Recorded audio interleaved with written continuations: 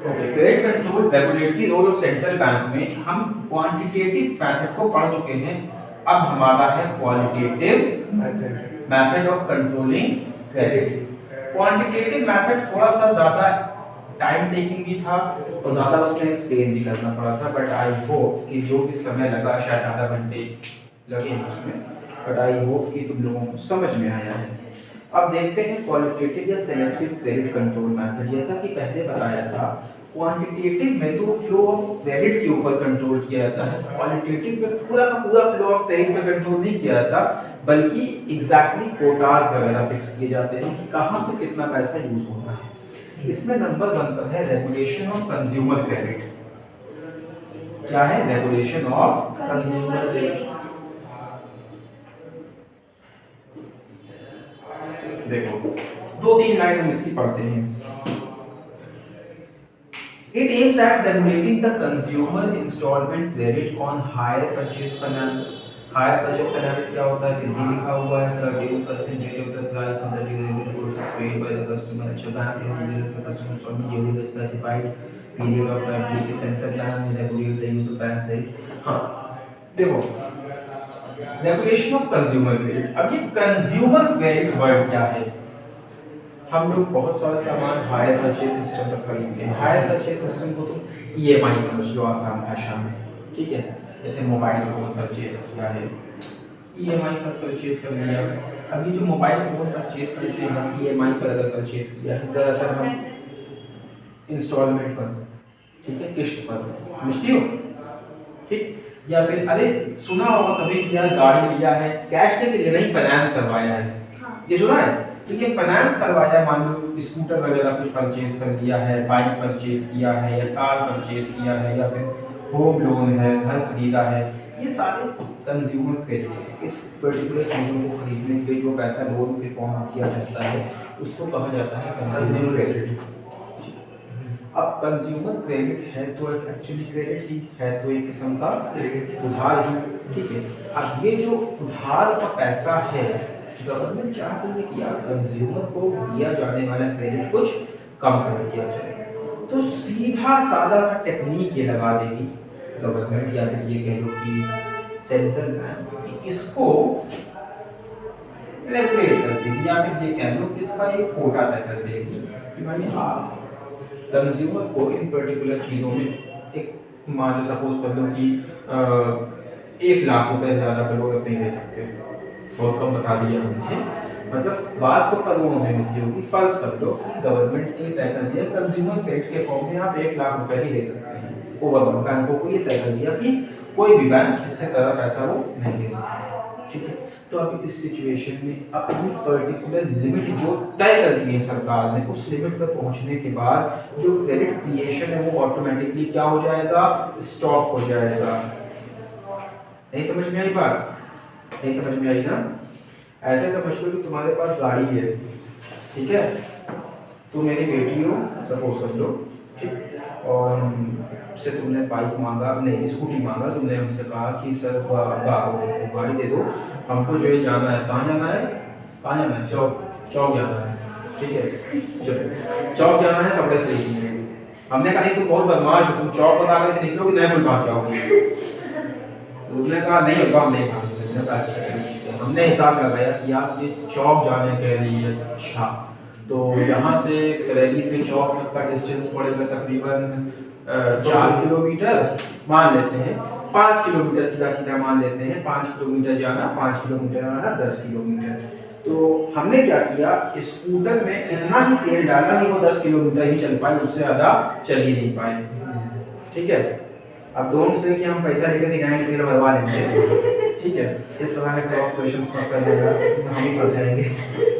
मान लो कि हमने इतना ही लिमिट तय कर दी कि यहाँ पर इतना ही चलेगी, इससे ज़्यादा चलेगी ही नहीं। तो यहाँ पर भी क्या हो रहा है, कंज्यूमर को पैसा उधार में दिया जा रहा है, मगर सरकार ने लिमिट तय कर दिया कि जितना पैसा हमने बता दिया ना, इतना ही पैसा कंज्यूमर को उधार के फॉर्म में आप दे सकते हैं, उससे ज़्यादा का नहीं दे सकते। तो जब नहीं दे सकते तो गवर्नमेंट ने जो लिमिट तय करी होगी, तो गवर्नमेंट ने या सेंट्रल बैंक ने कुछ सोच समझ के लिमिट तय करी होगी, ठीक है। तो जब उस लिमिट पर आप पहुंच जाएंगे तो उसके आगे देने को आपको अलाउ ही नहीं होगा, ठीक। तो क्रेडिट क्रिएशन उसके आगे फर्दर हो ही नहीं पाएगा। बात समझ में आ गई? तो पहला वाला क्या था, रेगुलेशन ऑफ कंज्यूमर क्रेडिट, समझ में आया मसला क्या है। उसके बाद रेगुलेशन ऑफ मार्जिन रिक्वायरमेंट, ये आसान है, मार्जिन रिक्वायरमेंट तो आसान है, इसमें कोई मसला नहीं है, ठीक है।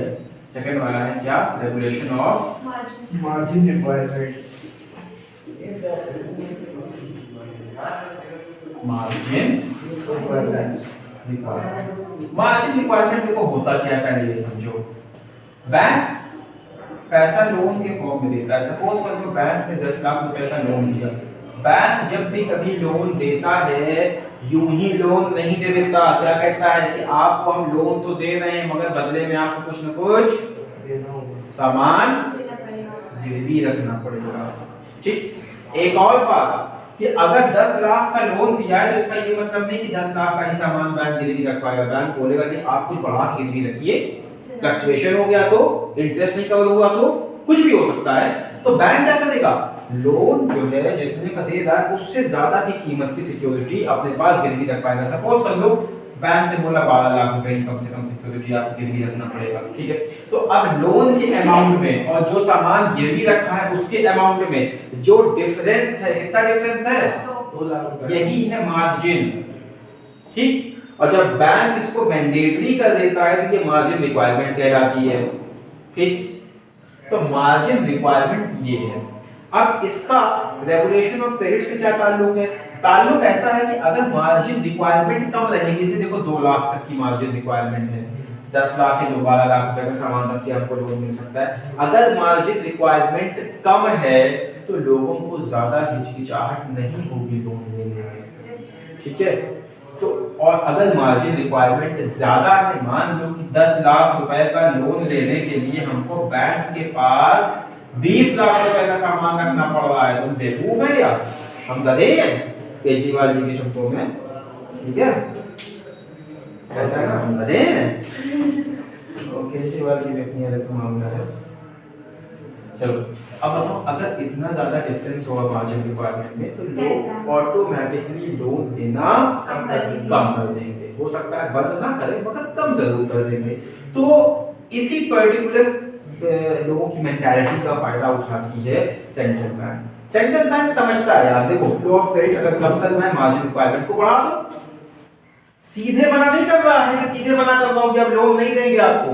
जैसे कंज्यूमर क्रेडिट में सीधे एक लिमिट तय कर दिया है, यही लिमिट है आपकी, यहां तक जितने लोग आ रहे लोन लेने के लिए, उसके आगे ओवर एंड अबव कोई आएगा तो लोन।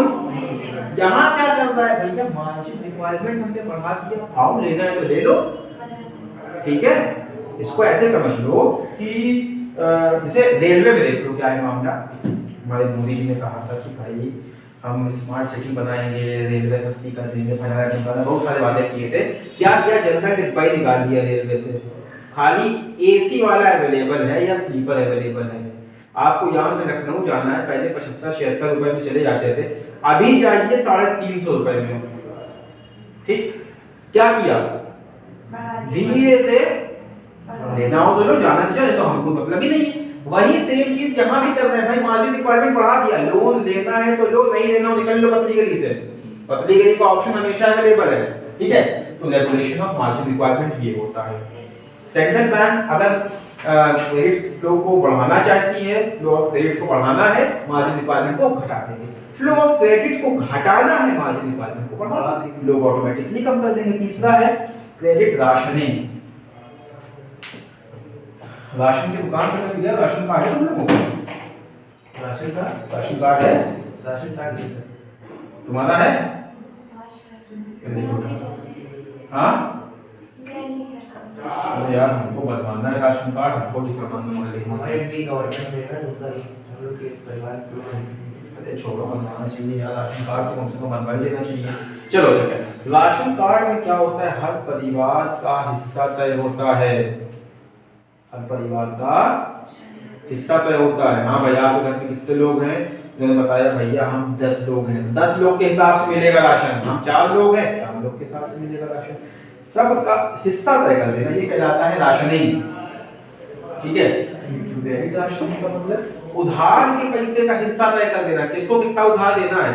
अब उधार देने वाले में बहुत से लोग होते हैं भाई, कंज्यूमर्स होते हैं, कॉर्पोरेट्स होते हैं, कंज्यूमर्स हैं, कॉर्पोरेट्स हैं, और दूसरे बिजनेसमैन होते हैं, नॉर्मल बिजनेसमैन होते हैं, ठीक है। कॉर्पोरेट तो बड़े बड़े हो जाते हैं, बिजनेसमैन होते हैं, छोटे मोटे बिजनेसमैन हैं, और गवर्नमेंट्स ही हैं, और दूसरे अदर इंस्टीट्यूशंस हो गए, ठीक है। बहुत से लोग होते हैं, बहुत से इंस्टीट्यूशंस होते हैं जिनको क्रेडिट की रिक्वायरमेंट पड़ती है। क्रेडिट राशनिंग में क्या किया जाता है कि सबका कोटा तय कर दिया जाता है।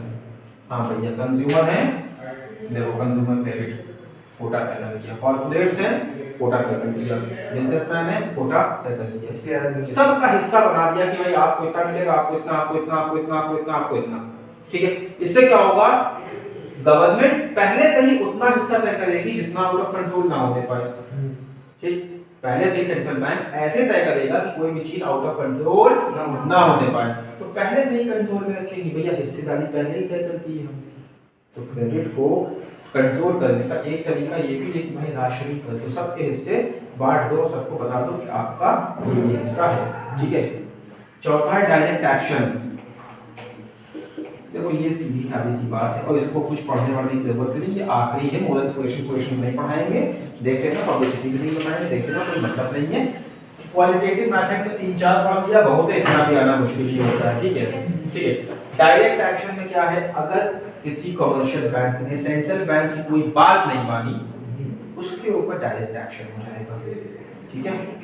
तो सपोज कर लो अब्बा से आप तय करके निकले, अब्बा हम जा रहे हैं कोचिंग, ठीक है। अब पहुंच गए बालूशाही की दुकान पर, चाय सिगरेट चल रही है, और अब्बा अगर कहीं पकड़ लिए तब तो फिर भैया डायरेक्ट एक्शन होगा, ठीक है। वो बनेंगे बाहुबली, आप बनोगे कटप्पा, ठीक। दे बेल्ट, दे जूता, दे चप्पल, दे लात, मैं अब्बा तुम्हारा नहीं खाया होगा, बहुत खाया, सही बात है, ठीक है।